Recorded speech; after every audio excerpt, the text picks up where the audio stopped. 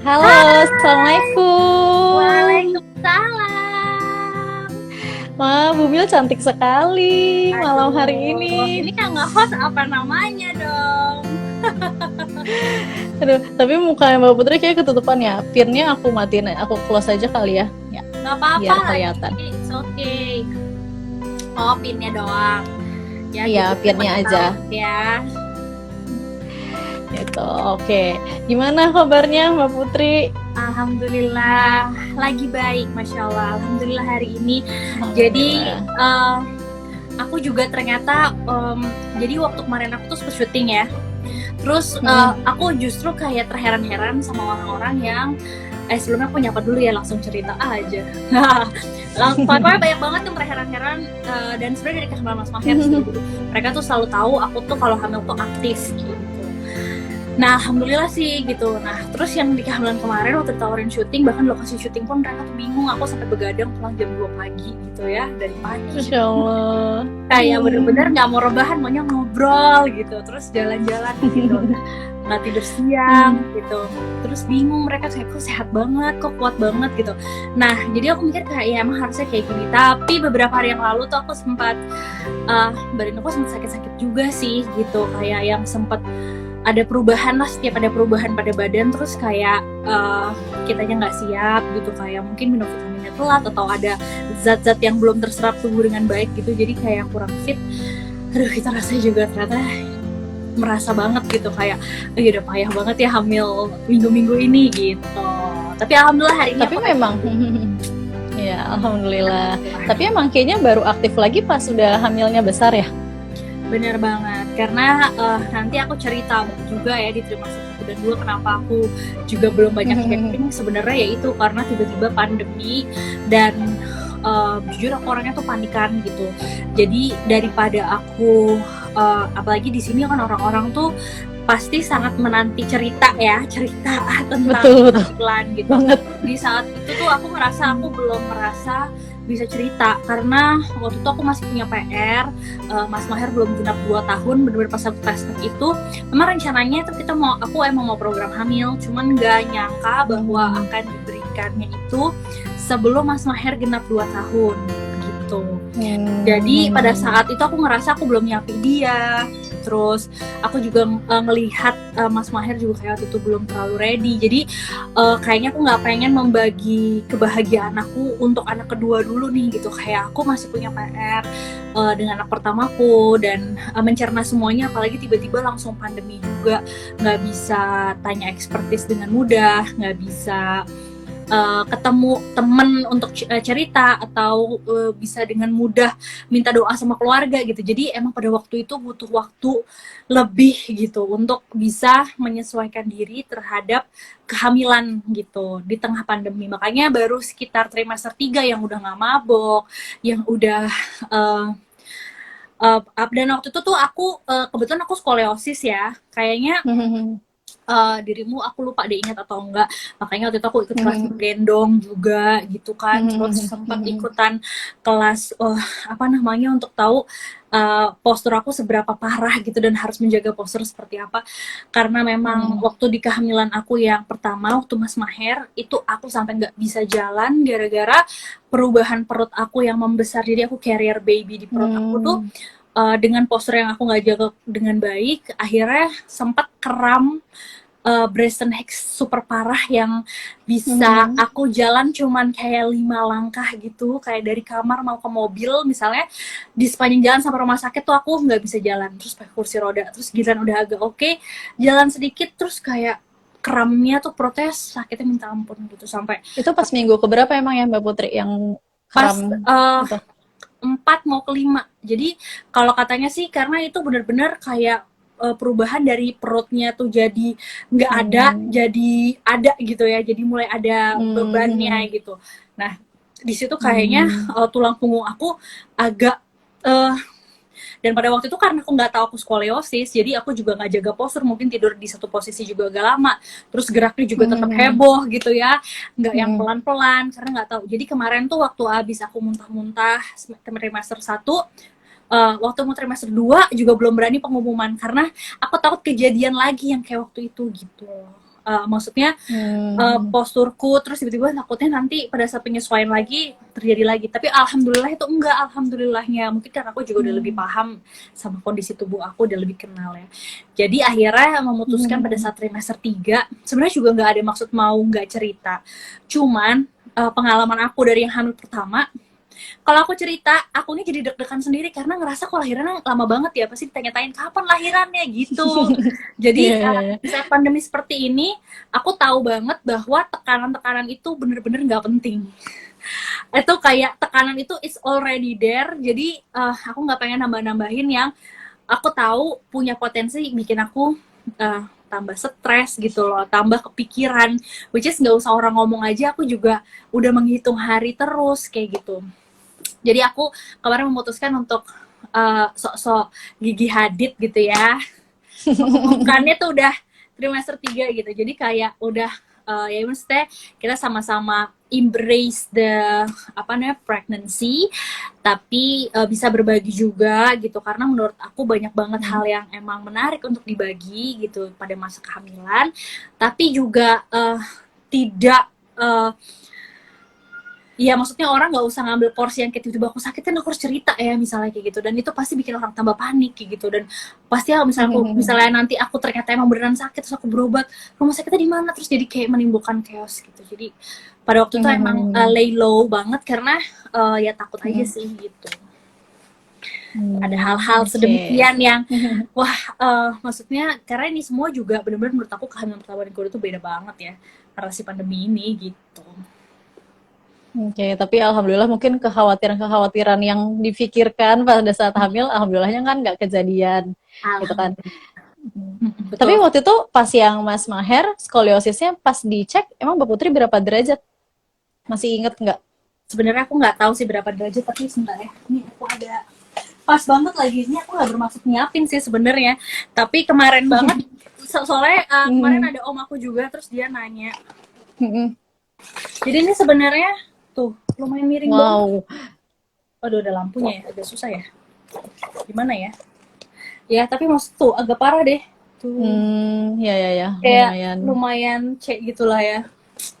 Iya, ini dan ini oh ya, waktu ini sebenarnya aku cek radiologi ini karena pada saat aku trimester 1 itu aku ada benjolan kelenjar keringat yang kembali aktif. Jadi sebenarnya ada kelenjar keringat yang waktu itu timbul pada saat aku hamil Mas Maher. Tapi enggak terlalu. Halo, aduh, oke, pengacaunya datang. Hai sayang. Gak apa-apa, ajak aja sini. Halo Mas Maher, sini ayo ikutan, gak apa-apa. Sini. Nah, kayak aku juga sekarang akhirnya nggak boleh terlalu gendong-gendong dia lagi. Aduh, muat ya. Apa? Tuh. Mau lihat ya? Keriting. Aduh, mau punya adik nih.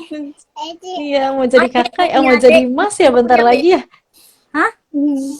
Punya adik ya?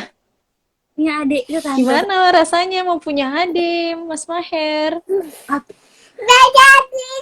Seneng ya. Jadi kemarin itu iya, kok Mas Maher ada di situ sih? Aku juga nggak ngerti.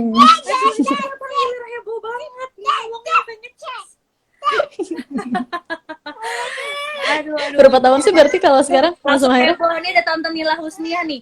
Langsung Mas Maher. Apa sayang? Apa nak? Kamu kenapa turun? Aduh, darah ya. Berarti sekarang kalau Mas Maher umurnya berapa, Mbak Putri? Apa? Mas Maher tuh sekarang 2 tahun 4 bulan, mau 2 tahun 5 bulan sih. Jadi emang harusnya kan, jadi due date aku itu harusnya 15, sebenarnya 11 atau 15 September gitu. Ada 2 pendapat lah ya, tapi kayaknya minggu kedua September. Cuma dia nerobos loh dari bawah, dia merangkak. Tahu aja. Wow. Ya, dia mencari cara untuk bisa masuk lagi ke kamera. Aduh. Iya, nah terus tutupin pintunya. Heboh. Ya cuman waktu Mas Maher itu dia tuh lahirnya tuh 38 weeks. Jadi seingat aku dia tuh maju 2 minggu. Makanya berarti bisa jadi itu awal bulan juga. Nah, which is berarti Mas Maher tuh 2 tahun 5 bulan. Bedanya bakalan umurnya dia berarti dan beda sama adiknya gitu. Tapi kemarin pas yang lahirnya Mas Maher tuh akhirnya pervaginam kan ya, qadarullah. Apa?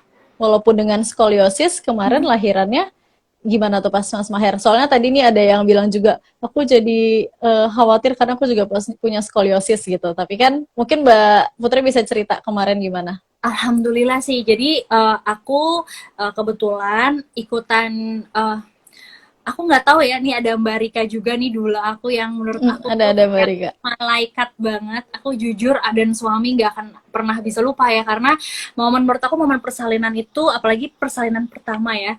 Dan aku kan pada waktu itu memang ikhtiarnya pengennya normal gitu. Jadi uh, jujur karena dia maju sih, alhamdulillah banget. Itu ibaratnya orang pengen UAN gitu, anak SMA pengen UAN gitu, tapi kita tuh tahu UANnya tuh nanti gitu, masih 2 minggu lagi, tiba-tiba jadi ujian mendadak. Apa,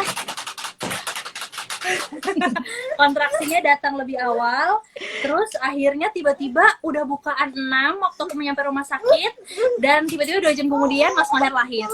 Jadi persiapan kelahiran yang 2 jam itu, kamera dulu deh, diculik Mbak Henry, cameo.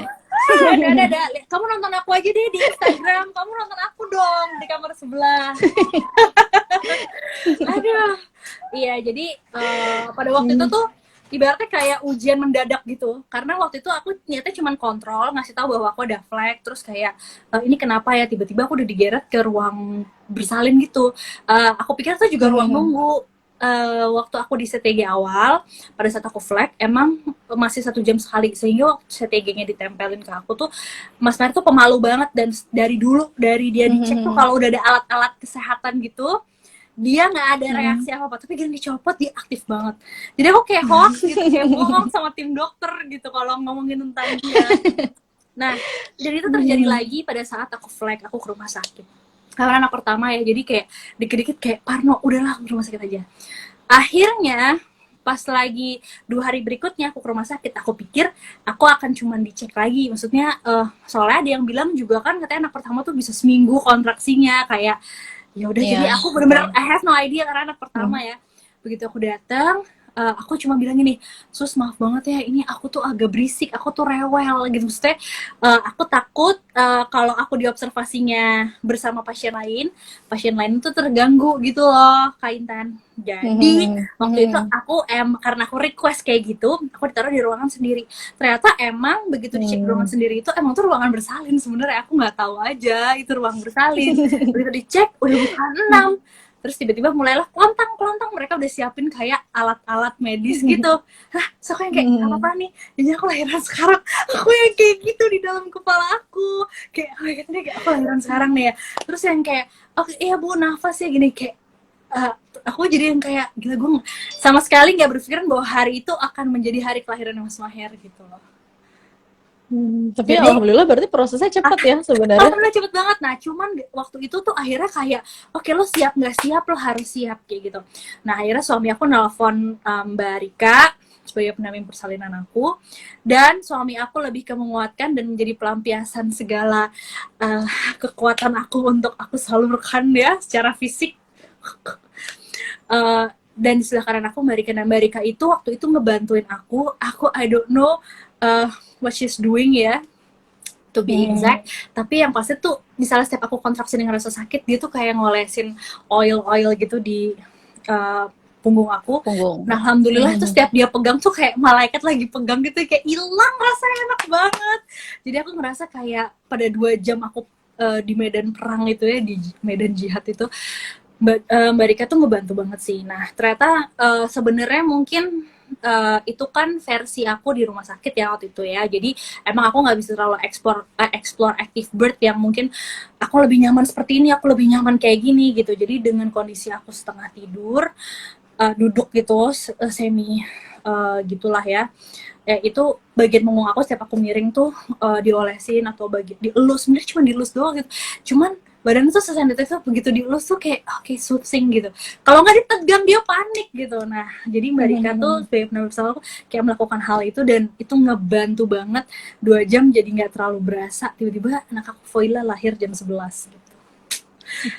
Ya, emang betapa berarti betapa penting banget. makanya jadi benar-benar aku dan suami berkosan kayak gila. Pada waktu itu tuh ngontak Mbak Rika dan kita diizinkan untuk menggunakan jasa pendamping persalinan itu adalah keputusan tertepat di dalam hidup kita gitu loh.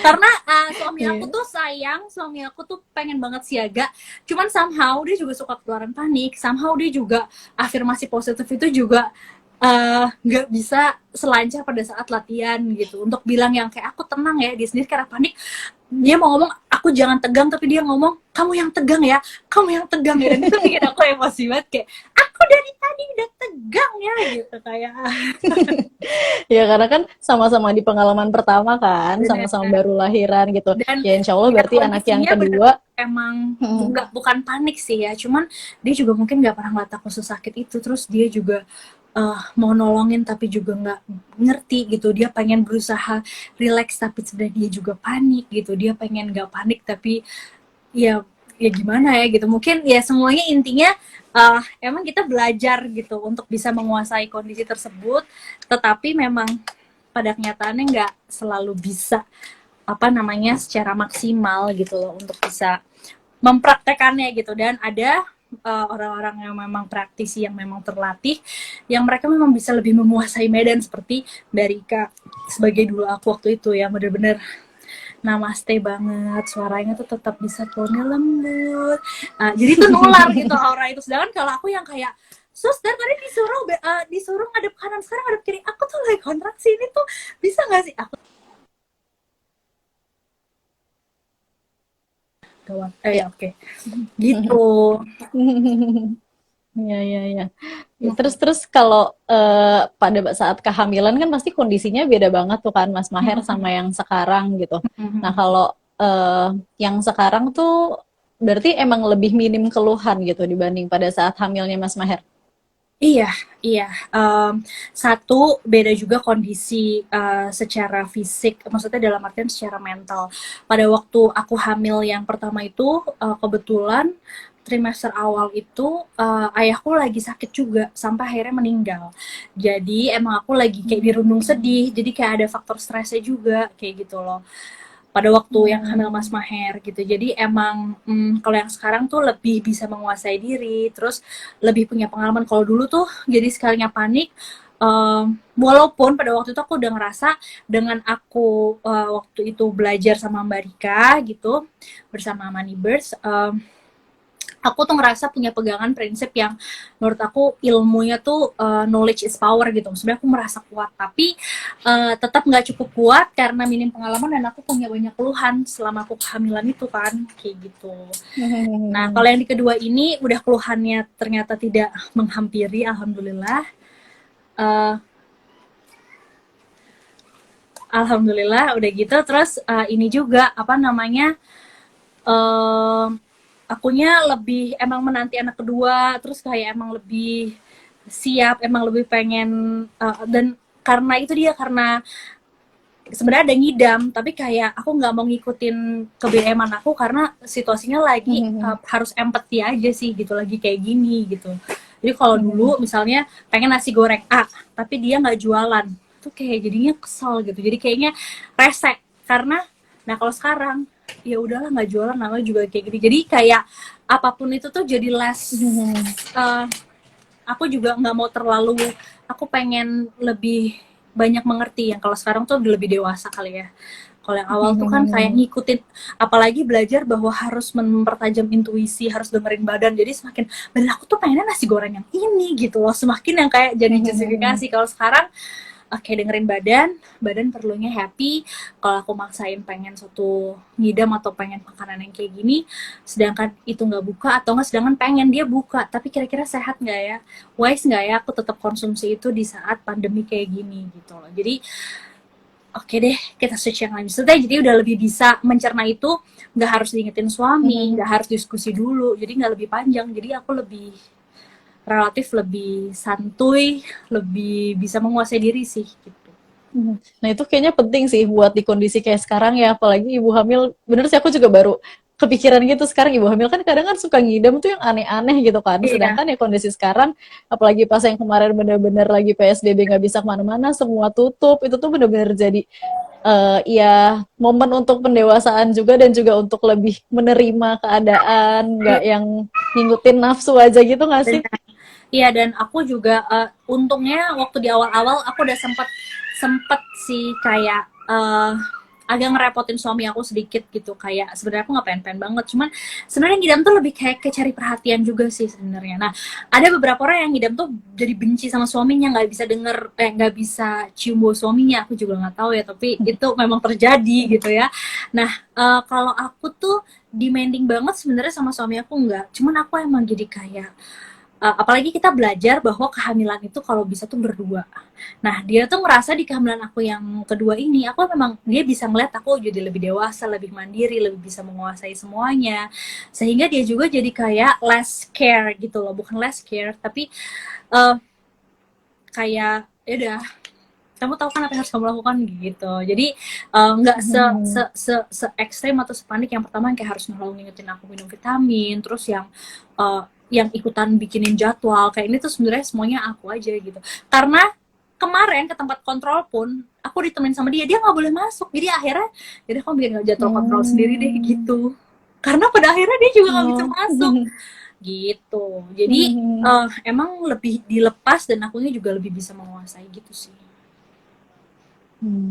Oke, tapi dengan kalau sekarang nih, tadi kan sebelumnya tuh trimester 1, 2 tuh ya kayak di rumah aja gitu kan, belum banyak kegiatan. Sedangkan sekarang trimester 3 nih jadi lebih banyak kegiatannya. Nah, itu gimana efek terhadap tubuh, mungkin ke Mas Maher juga, jadi kan jadi ada waktu yang dia juga ditinggal, ke Mas Ridwan juga, gitu gimana? Kebetulan, nah itu semenjak dia udah bisa disapi, Mas Maher, aku jadi emang lebih leluasa sih untuk kayak bisa ninggalin dia di rumah gitu. Kalau emang ada hal-hal yang urgent, aku bisa kayak dia di rumah karena ya emang udah nggak direct breastfeeding lagi dan emang dia udah nggak lebih demanding untuk kayak tiduran harus kelon. Aku maksud dia udah pinter lah kayak kalau capek tuh udah bisa tidur siang sendiri gitu dan bisa udah bikin bonding sama yang lain juga gitu. Hmm. Uh, itu sih palingan kenapa aku jadi bisa lebih aktif, dan yang kedua aku lagi berpikir pada saat nanti aku punya newborn aku juga nggak pengen baby blues gitu, sehingga aku ngerasa memang aku butuh me time di saat-saat trimester sekarang ini gitu, yang dimana aku juga Hmm. harus banyak mempersiapkan mental aku untuk kelahiran, dan di tengah pandemi ini ibaratnya ibu hamil itu lebih parah sebenarnya, lebih rentan daripada orang tua di era pandemi kayak gini gitu kan, yang bener-bener kalau aku Hmm. nelfon mamaku terus aku bilang, mama jangan pergi dulu ya, mama jangan ini gini-gini, aku dibalikin gitu, mama tuh manula tapi kamu tuh lebih parah rentannya, jadi kamu juga sebaiknya nggak usah dulu ke sini kalau apa acara apa gini-gini gitu. Jadi di Hmm. saat itu aku paham banget bahwa uh, emang aku harus jaga diri ekstra, plus kalau misalnya nanti aku punya newborn, aku juga gak akan mau meresikokan newborn aku yang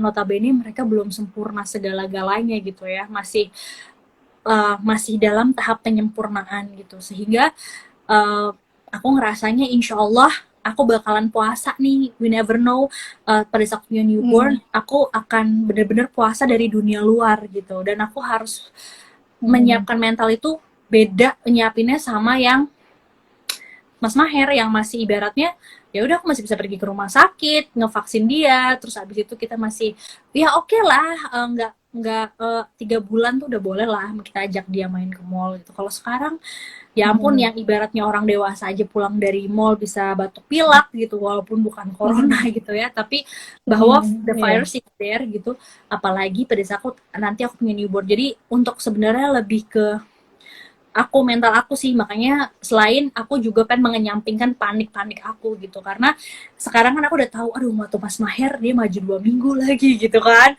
terus jadi udah lebih bisa ngitung gitu, aduh berarti bisa jadi awal bulan, berarti bisa jadi 2 minggu lagi, oh my god. Nah deg-degan itu tuh daripada aku pikirin dan di rumah aja. Jadi kadang-kadang emang kalau bisa pergi groceries aku pergi, atau kadang-kadang bisa oke, aku pengen appreciation deh, kayak review-review barang gitu, untuk misalnya emang aku rasa itu bagus gitu. Jadi intinya menyibukkan diri. Terus aku masih terima kerjaan juga, kayak harus nge-host via dari rumah kayak gitu. Aku tetap ngejalanin itu kayak gitu. Terus kadang-kadang kalau, nah itu juga plus suami aku tuh kan sebenarnya baby number one ya. Nah di saat-saat ini kalau Mas Ridwannya lagi butuh banget kayak misalnya ditemenin atau apa yang aku bisa temenin dia, aku pengen kasih, pokoknya intinya sekarang tuh aku kasih perhatian ekstra banget buat Mas Ridwan dan buat Maher, karena aku tahu kedepannya juga aku akan lumayan teroccupied. Yang paling membutuhkan si baby ini adalah ya ibunya gitu. Jadi emang makanya kenapa aku sekarang aktif banget di trimester 3 ini, karena satu emang udah new normal ya, dalam artian dengan menggunakan protokol kesehatan kita udah bisa lebih mobile gitu. Jadi ya udahlah, selagi emang bisa, selagi masih pengen, dan selagi emang aman gitu, kayak aku colongan banget Yang penting kan menenangkan diri ngikutin protokol sendiri kesehatannya di benar-benar. akhir-akhir ini gitu. Karena kedepannya sih kayaknya aku emang nggak boleh egois gitu, karena ya kemanapun aku pergi sejam sekali baby, apalagi cowok ya kan nyusunya gitu. Insya Allah kalau semuanya diberikan kelancaran, ya emang aku dari awal sudah pengen begitu dia lahir ya aku dedicate buat dia gitu loh. Jadi karena tahu mungkin terbatas gitu, jadi ya sekarang ini ya ya udah gitu. Aku kalau emang bisa pergi, terus kalau kayak bisa nonton atau apa, pokoknya yang me time gitulah yang bikin aku senang. Baca apa gitu, buku yang lagi pengen aku baca kayak gitu, aku lebih baca sekarang ini, di saat aku bisa nyapih Mas Maher, dan di saat aku emang lagi banyak harus komunikasi sama babynya, dan uh, untuk ngilangin paniknya juga gitu, menghitung hari kapan nih datang kontraksinya, kira-kira dia udah mau ke bawah apa belum nih bayinya gitu, udah ke jalan lahiran apa belum gitu. Jadi daripada aku mikirin, lebih baik kayak ya udah aku bikin tetap jadwal kerjaan. Jadi aku tetap bangun tidur terpacu kayak 3 hari lagi aku ada event ini. Jadi nggak yang aduh hari ini apa yang Cuma akan mikir aduh nih kapan kontraksi ya gitu ya. gitu. Karena waktu itu tuh ngebantu banget sih, dengan kayak aku nggak terlalu mikirin, tiba-tiba harinya datang, akhirnya berlalu begitu aja. Karena ya itu sih yang aku pelajarin tuh, ternyata emang badan kita kan didesain sedemikian rupa sama Allah, yang memang pada waktunya memang sudah siap. Itu proses kelahiran itu si ibu hanya perlu positif menjadi perantara kelahiran, dan anak itu memang akan lahir dengan sendirinya gitu loh. Jadi sebenarnya kalau aku nggak stres, menurut aku energi aku tuh berarti 100% ibaratnya tuh ke charge gitu. Sedangkan kalau aku pakai sekarang worry, satu-satu hal yang dibutuhkan adalah aku tuh kuat, aku tuh semangat, aku tuh positif, aku tuh happy, aku tuh bahagia menyambut dan membantu dia. Jadi agak terkikis gitu loh. Jadi buat apa gitu. Jadi aku benar-benar sambil menyampingkan itu, ya aku kayak bikin kesibukan justru memang bener-bener di detik-detik due date gitu. Karena kan memang banyak, emang apa ya, tantangan ibu hamil tuh memang di akhir-akhir waktu hamil yang dekat-dekat HPL tuh, di situ tantangan buat apa ya, kayak sabar menanti si waktu kapan memang yang sudah ditentukan sama Allahnya gitu. Karena kan memang kayak ya walaupun belum pernah ketemu tapi tuh emang kangen banget buat beneran langsung ketemu dengan Dan waktu. dan menurut aku adalah momen-momen terstres juga kalau emang kita mau bawa stres. Karena biasanya kalau kita kontrol ke dokter gitu, aku nggak tahu sih, mungkin sebagian ibu-ibu tidak merasakan apa yang aku rasakan, tapi issues aku dari hamil Mas Mahir itu adalah bayi aku tuh kecil. Padahal apa namanya, semuanya padahal baik lah kondisinya, penyerapannya baik, terus nggak ada masalah lah intinya. Tapi notabene anak aku tuh emang bukan anak yang kayak selalu di atas kurva rata-rata gitu. Kayak ya udah misalnya di minggu ke-35 harusnya 2,4 sampai 2,7 kilo. Ya udah aku di 2,4 atau 2,5, bukan yang tipe 2,6, 2,7 atau lebih gitu loh. Jadi pasti setiap pulang dari kontrol dokter, tingkatin terus ya makannya, tingkatin terus ya, jaga terus ya proteinnya gitu. Dan selalu dapat PR. Nah, itu setiap minggu tuh rasanya tiap minggu tuh kayak minimal banget bayi tuh harus naik 150 gram ya kalau misalnya aku gitu. Karena dalam 2 minggu kontrol tuh biasanya yang udah rutin minimal banget naik 300 gram. Nah kadang-kadang tuh kita nimbang badan aja, kok badan aku nggak naik ya, katanya kata orang-orang trimester akhir itu udah harus yang timbangannya tuh lonjakannya tuh pesat banget, makan es krim aja langsung gendut gitu ibaratnya gitu. Aku kadang-kadang ngeliat timbangan kok sama-sama aja ya. Aduh, jadi kadang-kadang tuh ada pressure juga, takut ke dokter gitu kontrol. Takut dimarahin, takut rapotnya tuh kayak di kurvanya tuh anaknya gini. Walaupun harusnya itu bener-bener, nah itu sih kedewasaan aku masih harus dilatih di situ, karena mungkin karena ilmu yang aku milikin betapa pentingnya investasi 1.000 hari kehidupan, dan si anak itu benar-benar harus nutrisinya seimbang, dan pasti berat yang disesuaikan oleh IDAI gitu ya, yang dengan kurva aku bilang tadi per weeks itu emang bener-bener jadi patokan yang harus kita kejar gitu. Nah cuman kadang-kadang punya target itu tuh nggak selalu menyenangkan kan, kadang-kadang ada stresnya juga. Jadi kadang-kadang aku berusaha untuk, sedangkan gini, makan pada saat kita happy itu makan aja gitu kan dengan happy, tapi giliran kita kayak makan supaya target gendut atau target berat badannya segini, atau itu rasanya makan tuh agak nggak ketelan gitu, dan kadang-kadang makan jadi nggak enjoy, dan kadang-kadang kayak makan juga suka jadi, aku pernah banget itu yang aduh males, kayak aku makan banyak juga nggak naik deh gitu. Dulu tuh bener-bener yang kayak gitu banget aku. Sekarang kemarin ada sempat fase down gitu juga karena aduh ini kejadian lagi nih gitu. Sedangkan aku sama sekali nggak pengen ada intervensi medis gitu, dalam artian udah berusaha banget untuk menjaga asupan kayak gitu loh, karena ya memang aku pada waktu yang kehamilan pertama aku Mas Maher itu, aku benar-benar nggak ada intervensi medis apapun pada saat aku melahirkan, dan emang alhamdulillah susu saya ASI itu keluarnya on time, IMD aku sukses. Aku ngerasanya sih gitu, karena pada waktu itu aku memang membiarkan badan dan alam itu melit everything gitu, sehingga semuanya jadi sesuai semuanya pada waktunya gitu, karena emang Allah udah desain itu automatically satu begini dan sisanya mengikuti gitu loh. Karena pada waktu itu benar-benar gak ada intervensi medis, jadi aku ngerasanya semua dimudahkan banget, dilancarkan banget gitu. Nah takutnya yang kedua ini aku denger ini itu terus waktu udah mepet, aduh gitu, takutnya ya itu banyak takutnya gitu, karena satu sisi emang harus mikirin apa namanya goalsnya juga kan gitu, bahwa si baby ini harus sehat gitu, harus sebaiknya memang cukup berat badan pada saat dia dilahirkan gitu-gitu. Jadi ya tapi alhamdulillah sih gitu, karena aku tetap mikir bahwa happy adalah yang terpenting gitu. Jadi aku tetap ikhtiar makan, tetap ikhtiar minum susu yang tinggi protein dan lain sebagainya, dengan harapan kayak udah aku udah, dan emang sebenarnya dari awal juga kita emang menurut aku ya ini pengalaman yang aku baru sadari beberapa waktu lalu juga, bahwa emang bener ternyata setiap orang individu manusia itu unik banget.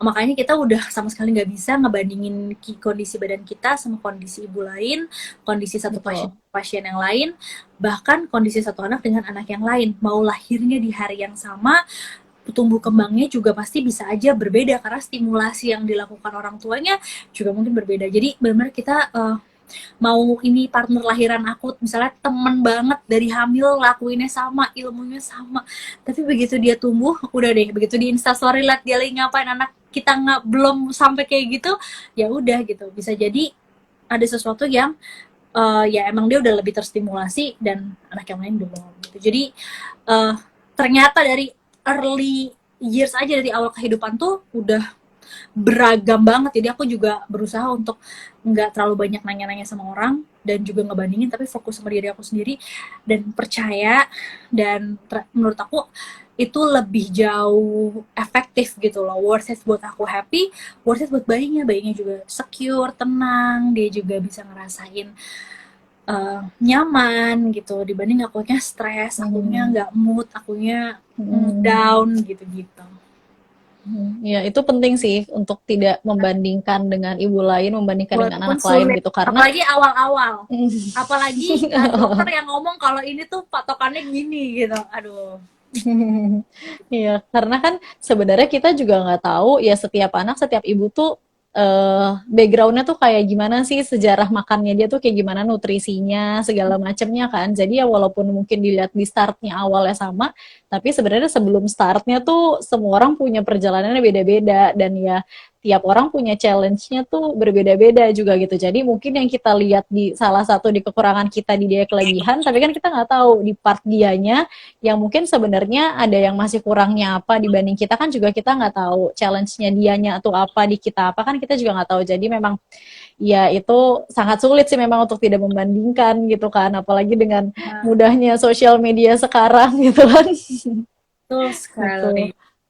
Makanya itu Iya. tantangan tantangan di era sekarang yang aku juga baru menyadari sih, karena jujur karena Maher gitu loh, karena aku ngelihatnya pas lagi Maher itu banyak banget yang kita tuh hamilnya beda sedikit yang kayak hah, anaknya sepupu aku kok dia udah bisa main layangan ya seumur Maher gitu, atau enggak ini kenapa iseng main filter sih, sebel.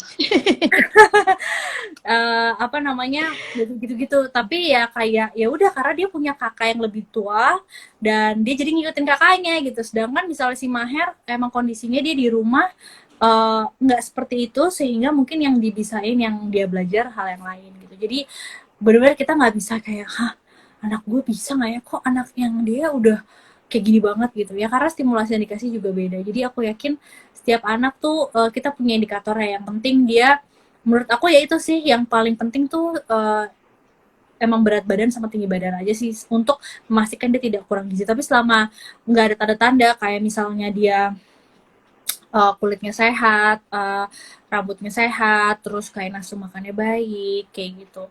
Terus berat badannya juga walaupun naik tapi atau nggak minimal nggak mundur lah gitu. Atau ya gitu-gitu sih, menurut aku sisanya tuh masih, dan selama dia aktif, dia ceria, kayak gitu loh. Menurut aku dia kita udah harus benar-benar bersyukur dan ngerasa cukup gitu. Ketimbang kita harus maksain. Belum lagi nanti kalau itu kepikiran di alam bawah sadar kita, uh, kita ungkapin ke anaknya, bahkan bisa jadi efek domino yang kurang baik gitu. Jadi di alam bawah sadarnya dia malah mikir kayak ibu aku nggak bangga, ibu aku selalu kayak lebih pengen aku kayak si anak temennya, kayak apa lebih sayang sama dia gitu-gitu tuh. Menurut aku efeknya tuh tanpa kita sadari gitu, jadi akan uh, malah buruk gitu loh. Jadi kita harus benar-benar menerima anak kita apa adanya, uh, mencintai mereka, dan kita juga benar-benar ya udah keep moving forward aja, kayak positif, dan tetap memberikan stimulasi, tetap memberikan apa yang menjadi haknya dia gitu ya, sama seperti anak aku yang sekarang di dalam perut gitu, jadi butuhnya diajak ngobrol, disayangin, nggak usah lah dia tahu kayak nah tapi ini pandemi, terus tapi kamu nanti nggak akan bisa gini, kayak sayang walaupun ini lagi pandemi, nggak apa-apa ya, nanti kalau misalnya pada nggak bisa jenguk kita Instagram live aja deh sayang, kalau misalnya emang pada mau ya ya ya ya gitu. Jadi kamu tetap semangat ya, nanti bakal ketemu kok, bakal kenal banyak banget keluarga yang nyambut gitu. Jadi kayak bentuk afirmasi positifnya tuh memang harus dari orang tuanya dulu sih, itu baru ke anaknya, dan itu insya Allah akan nular gitu. Tapi emang kalau dari awal kita udah mindsetnya banding-bandingin sama orang, terus kayak habis kontrol nanya di ruang tunggu, mbak mau kontrol ya, oh Wixnya sama, beratnya berapa bayinya, oh iya ya mbak, gimana ada keluhan nggak ada gitu ya, gue ada keluhan ini, kok gue kayak gini banget badan gue gini ya, dia santai aja gitu. Itu bisa stres sih gitu. Jadi setiap kondisi cerita kelahiran kehamilan itu emang pasti unik, berbeda-beda setiap individu gitu. Jadi ya kita harus bersyukur aja sih gitu, karena ya itu juga ya kalau aku pelajari, semakin kita bersyukur kayak nikmatnya tuh bakal ditambah gitu. Dan aku ngerasanya banget salah satunya tuh dimudahkan pada saat proses persalinan Mas Maher itu, karena emang ya kita udah berikhtiar, terus kita berdoa, apalagi gitu ya kan, itu udah senjatanya banget. Dan emang akhirnya janji Allah, memang Allah mudahkan segalanya gitu loh, karena emang kita berserah, nggak menggantungkan sama zat yang lain, terus kita juga udah berupaya, kita berserah, kita berdoa, jadi ya udah gitu loh. Tapi sebaliknya kan, kalau kita juga banyak ngatur, ya Allah tapi aku mau lahiran tapi nggak sakit, tapi gini gitu, yang kayak itu kan nggak berserah juga gitu ya. Ya akhirnya kita kan mendapatkan kerepotan itu sendiri gitu. Ya aku pengen punya anak tapi nanti aku pengennya nggak sakit pada saat ini gitu. Begitu kita ngerasain sakitnya dikit, wah tuh kan kok jadinya Jadi ngerasa jadi kecewa. padahal mungkin sakitnya cuman awalnya doang, habis itu bakalan lancar. Tapi kalau kita mikir kayak, aduh ya Allah aku pengen dilancarkan dan nyusuinnya supaya nggak harus begadang. Ya Allah mudah-mudahan ya udah deh gitu. Yang penting kalaupun harus begadang aku kuat. Tiba-tiba pas Mas Mahir tuh Masya Allah banget, aku nggak begadang sama sekali loh. Masya Allah, Karena bener-bener anaknya. pinter banget. Iya, aku juga nggak tahu. Pada waktu itu aku mikirnya emang nih anak pendiam, baik, nerima. Pas udah gede juga jumpalitan kok gitu. Jadi ternyata itu bukan karakter ya, tapi ya mungkin memang Allah mudahkan aja. Terus memang ya gitu, Allah berikan dia kenyamanan. Mungkin karena kitanya juga tenang, anaknya juga jadi ini kayak gitu. Jadi dia bangun malam, eh, cuman baru gerak sedikit, kayak aku pegang, dia udah tenang. Atau pada saat aku susuin, dia juga, dan menurut aku tuh semua datangnya dari Allah ya gitu loh. Maksudnya kalau Allah mau bikin anaknya rewel juga ya bisa banget gitu kan. Kalau Allah mau Iya, bikin iya. ada problem dengan laktasinya juga bisa banget. Tapi pada waktu itu juga, padahal aku juga nggak ngerasa dulu tuh, karena aku tipe badan yang krempeng kan. Jadi aku dulu juga nggak tahu bahwa wah, maksudnya banyak tipe payudara, tapi apakah kayak nanti dia latch on-nya ke aku juga akan mudah, mungkin akan sulit kali ya. Karena kan aku mungkin size-nya juga aduh nggak sebesaran ini, mungkin susunya nggak akan melimpah.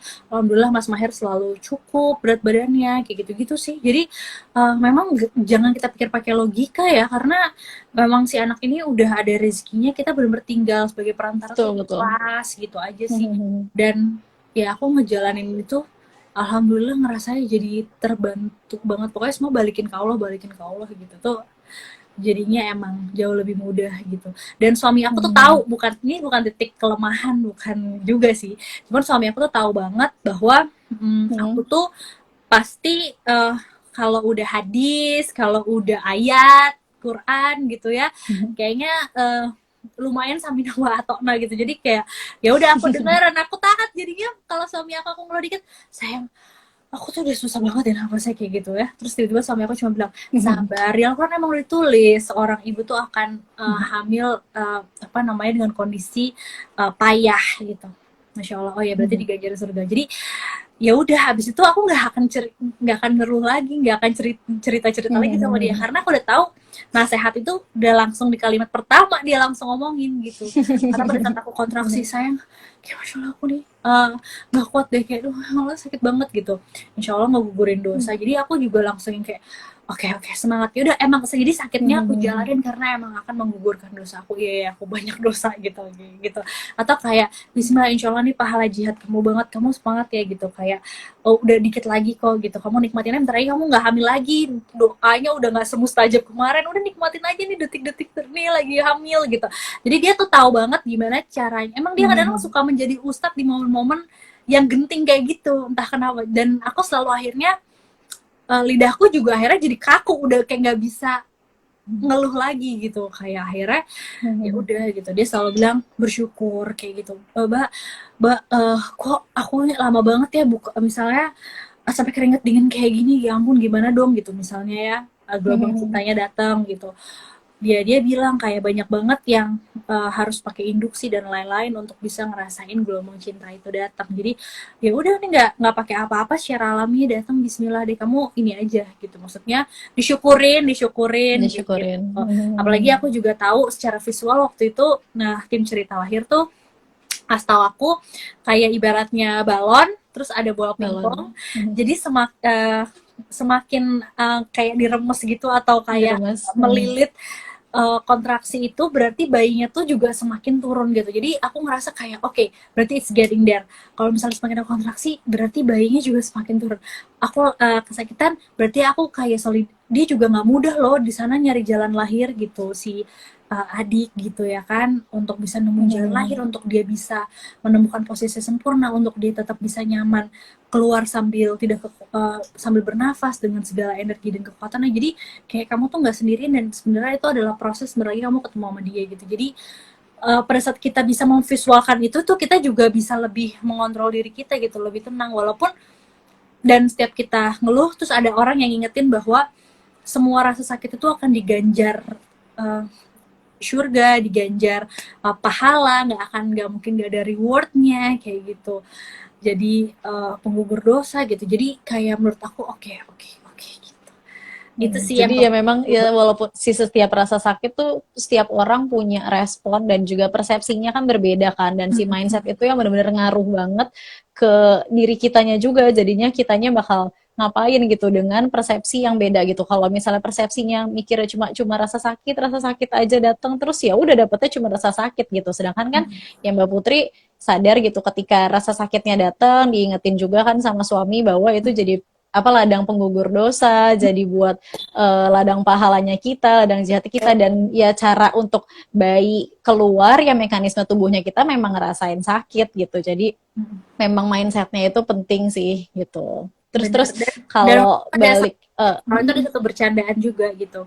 Jadi karena kita bisa apa namanya, kita ini adalah profesinya seniman, sehingga kita bukan orang kantoran yang ada reimburse dan lain sebagainya. Jadi aku selalu bilang, Mbak, kalau nanti aku tiba-tiba minta sesar, kamu bilangin, kamu lebih baik sesar atau handphone baru, kamu lebih baik sesar atau kita jalan-jalan traveling sama bayi kita ke mana gitu, ke destinasi wisata.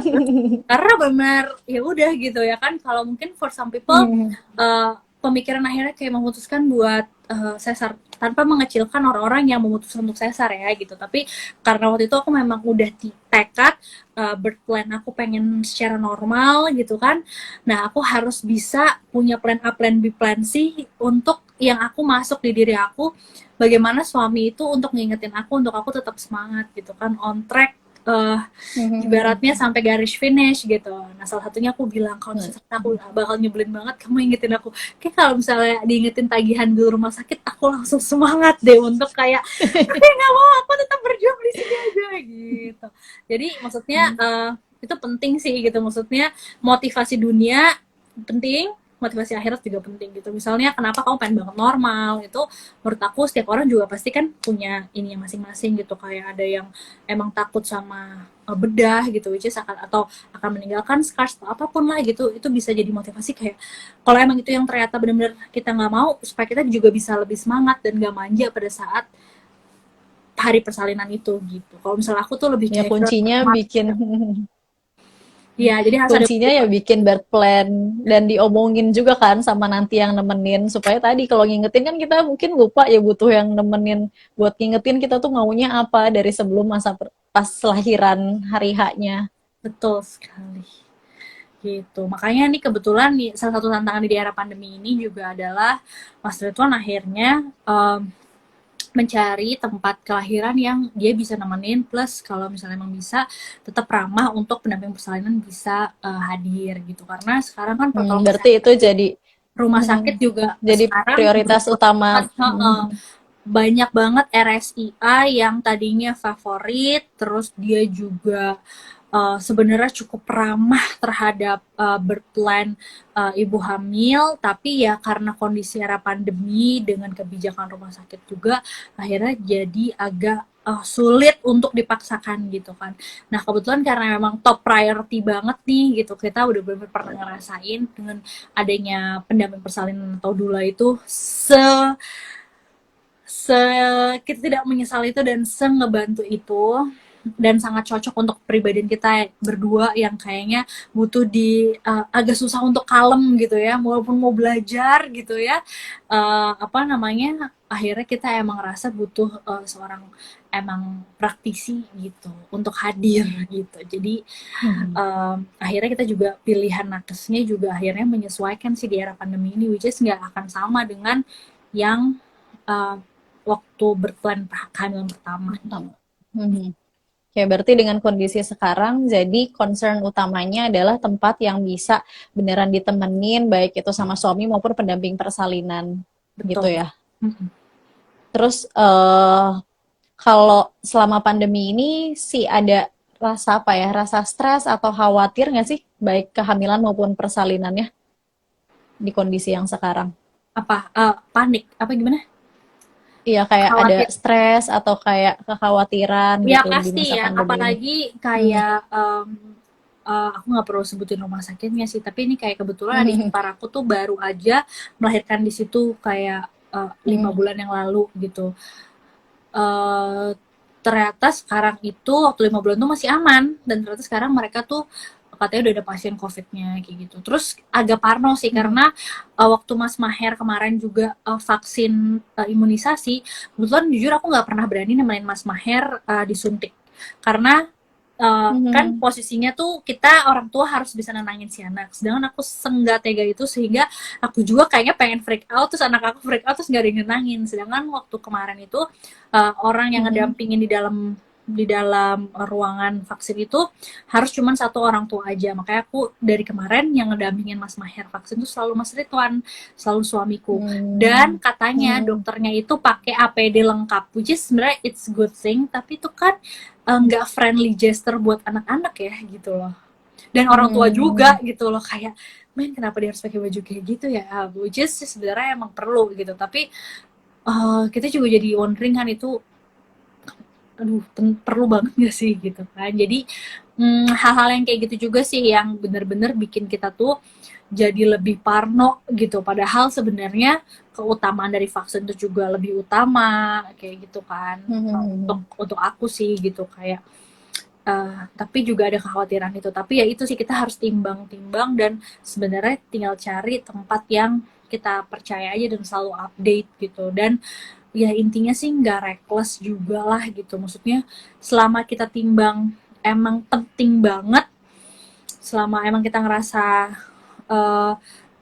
emang ini keputusan emang harus worth it gitu untuk pergi satu tempat, ya insya Allah dengan berdoa kita melindungi diri dari itu aja sih gitu. Oke, terus nih ada yang nanya nih, Mbak Putri. Kak, cara ngatasin biar nggak stres saat hamil, apalagi perubahan tubuh kita yang tiap minggu ada aja keluhannya. Gimana tuh kalau versinya Mbak Putri? Cara ngatasin biar nggak stres saat hamil terhadap perubahan di tubuh. Nah, ini kembali lagi gitu, setiap orang itu punya cara untuk bisa relax dan happy dengan cara yang berbeda-beda. Ada yang emang dia hobinya misalnya suka bercocok tanam. Dengan dia bercocok tanam dia jadi happy gitu ya. Nah, itu kita setiap pribadi tuh ibaratnya boleh sih nanya sama aku, sharing kalau aku gimana. Tapi sebaiknya penanya ini tadi, Mbak siapa ya, aku jadi tadi nggak sempat baca, harus tahu juga lebih gali diri sendiri kira-kira bikin senang tuh apa. Misalnya makan dessert, ya berarti makan dessert atau nonton drama Korea misalnya, dan itu akan membuat kita lebih relax. Itu bisa mengesampingkan dan bisa jadi badan kita tuh sakit karena pikiran kita juga, jadi datang badan itu justru jadi pikiran, karena kalau pikiran stres kan otot-otot tegang gitu loh, sedangkan yang paling kita butuhin nih sekarang tuh relax gitu. Terus kayak kalau bisa sih tetap exercise tiap hari. Terus kalau emang kita bukan tipe yang exercise atau gampang olahraga, kalau aku tuh biasanya aku stimulasi dengan paling gampangnya adalah aku balurin tubuhku dengan oil gitu sih.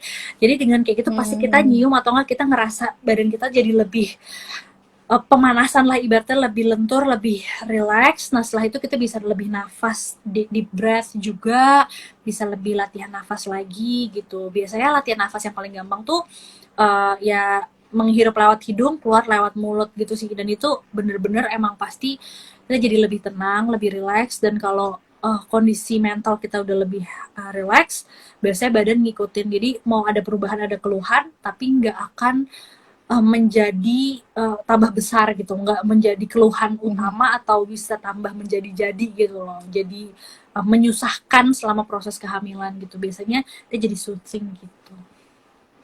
Oke, berarti ya yang pertama adalah diterima si rasa stresnya gitu, dicari tahu kenapa dan cari tahu cara buat bikin rileksnya sehingga tubuhnya kita juga bisa lebih nyaman, walaupun memang ya mungkin memang fitrahnya lagi ngerasain sakit atau memang ya wajar kan ibu hamil tuh berubah. Nih, aku pribadi yang udah lama banget menurut aku selama aku punya anak gitu. Aku jarang banget karaoke atau nyanyi gitu, karena walaupun aku suka, tapi kayak menurut aku banyak hal yang lebih berfaedah yang lain yang bisa aku lakukan. Tapi di saat udah kepepet banget, kayak aku ngerasa gila, kenapa gue jenuh banget, kenapa aku stres banget, kenapa ini menghantui banget nih, yang bikin stres adalah kayak si berat badan, atau enggak aku harus makan, kenapa jadi senewan banget sama suami ya, aduh kenapa nih gitu, kok aku ngerasanya aku jadi pribadi yang gak happy. Tiba-tiba ya udah inget aja hobi lama apa misalnya nyanyi, dan ternyata it works, padahal nyanyi juga cuma 1-2 lagu atau dengerin lagu gitu, kayak tiba-tiba kita jadi happy. Atau kita udah lama nggak nelfon teman kita, nelfon sebentar tiba-tiba udah ternyata udah begitu cerita ke teman, ke sahabat, udah happy lagi gitu. Jadi sebenarnya kita harus cari tuh apa yang sebenarnya me time atau apa yang bikin kita happy. Dan menurut aku yang paling manjur juga yang kedua adalah, menurut aku badan kita tuh bersahabat banget sama air hangat. Aku nggak tahu sih itu bener atau enggak. Tapi kalau di aku, begitu aku mandi terus pakai air hangat gitu, itu yang namanya perut tadinya tegang, langsung relax banget. Yang badannya tadi kayak ngerasa pengen ngeluh, pengen kayaknya gini, langsung kayak bisa tidur, langsung apa gitu sih. Itu lumayan banget bikin gak stres dan jadi relax. Ngomong-ngomong, terakhir mungkin karena lagi ya, udah mau habis. Iya. Terakhir nih dari Mbak. Tadi aku mau minta maaf dulu kalau misalnya ada yang aku nggak bacain, dan terima kasih banget buat sahabat dan teman-teman yang udah tadi pada join ya. Dan ini Mbak Rika lucu banget tuh, harusnya pakai APD yang dihias-hias lucu. Kadang-kadang, dan aku setuju banget ya, sekarang udah banyak APD yang keren tau. Harusnya dokter itu mereka bisa lebih colorful gitu loh, kayak atau nggak putihnya pink gitu ya, lucu kan. Ya biar anak-anak juga ngerasanya ya kayak ini feel-nya beda gitu ya, lively gitu, nggak kayak mencekam. Iya sih. Oke, ya, mungkin ya terima kasih banyak Mbak Putri waktunya udah ngobrol-ngobrol malam hari ini. Sama-sama. Semoga bermanfaat, semoga lancar-lancar sampai persalinan. Ya, nanti kita berkabar-kabar lagi. Save IG live-nya, jadi bisa ditayangin di channel. Jadi kalau misalnya teman-teman yang ketinggalan ya sempat nonton, bisa nonton. Betul. Itu doang. Iya. Soalnya banyak yang request yang nonton, sebenarnya pasti banyak yang belum bisa merapat atau nggak sempat nonton full, jadi nanti mudah-mudahan bisa ke save ya, nggak ada masalah. Ya siap, semoga insya Allah nggak ada masalah. Kalau gitu salam buat Mas Maher, salam buat Mas Ridwan juga. Nanti kita berkabar lagi. Terima kasih banyak Mbak Putri, semoga sehat selalu. Juga nih buat teman-teman semuanya supaya lancar sampai persalinan ya. Amin, semoga semuanya bisa lancar, yang hamil juga yang nonton lancar sampai persalinan. Oke, kalau gitu terima kasih banyak. Wassalamualaikum warahmatullahi wabarakatuh. Salam semuanya. Thank you for watching. Bye bye.